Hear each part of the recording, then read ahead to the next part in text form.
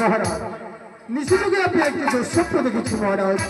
স্বপ্ন থেকে বিশ্বাস করো সদাগর। হ্যাঁ মহারাজ। বলো তুমি ঘরের স্বপ্ন দেখেছো না বাইরের স্বপ্ন দেখেছো? যদি বলি স্বপ্ন দেখেছি আমি ঘরে, বলবে ঘরের। আর যদি বলি স্বপ্ন দেখেছি আমি পরে, বলবে ঘরের। মহারাজ বাড়িতে আমার বৃদ্ধা জর্নি রয়েছে, সেই জর্নির শ্রীচরণ দর্শন করবার জন্য মন আমার ব্যাকুল। সেই জন্য বলছিলাম মহারাজ আমার কিছুদিনের জন্য ছুটি দিতে হবে। কি বলছো সদাগর? তুমি তো জানো সামনে চৈত্র মাস হলে অফিস নেই, আজারি সময়।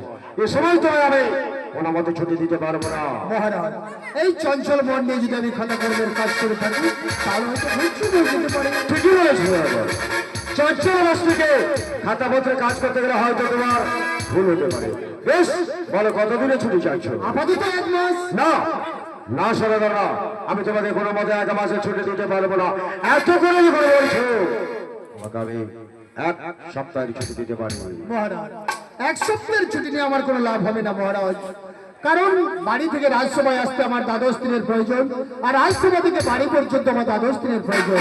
তাই 1 সপ্তাহের ছুটি নিয়ে আমার কোনো লাভ হবে না মহারাজ। সদাগর তুমি বলতে পারো কতদিন রাজসভায় চাকরি করছো? আমি 12 বছর কাজ করছি।